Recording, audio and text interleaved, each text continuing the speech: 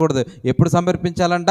సజీవ యాగముగా, సజీవముగా బ్రతికి ఉన్నప్పుడే నా యొక్క శరీరమును, నా యొక్క ఆత్మను ఎవరికి సమర్పించాలి అని అంటే దేవునికి సమర్పించాలి. దేవునికి సమర్పించాలి. ఎందుకనంటే అపవాదికైనా కుటుంబానికైనా ఎప్పుడు మనిషి కావాలి అని అంటే సజీవముగా ఉన్నప్పుడే దేవునికైనా అపవాదికైనా కావాలి. ఎందుకనంటే పేతురు రాసినటువంటి పత్రిక, పేతురు రాసిన మొదటి పత్రిక 5వ అధ్యాయం 8వ వచనం, పేతురు రాసిన మొదటి పత్రిక 5వ అధ్యాయం 8వ వచనం,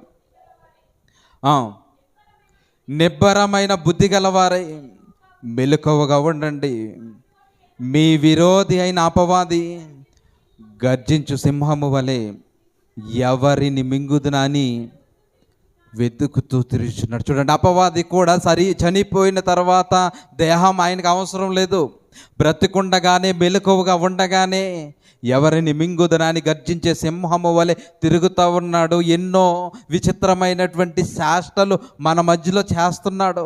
రకరకాలుగా దేవుని వైపు నుండి తన వైపు మళ్ళించుకునేటటువంటి ప్రయత్నాలు ఎన్నెన్నో చేస్తూ ఉన్నాడు. కాబట్టి మెలకువగా ఉన్నటువంటి వారే అపవాదికైనా దేవునికైనా కావాలి. ఇప్పుడు మెలకువగా సజీవముగా ఉన్నటువంటి మనము దేవుని కొరకు బ్రతకాలా, దెయ్యం కొరకు బ్రతకాలా అని అంటే ఇదిగో నా కొరకు బ్రతకండి అని దేవుడు దినమెల్లా చేతులు మన వైపు చూస్తున్నాడు.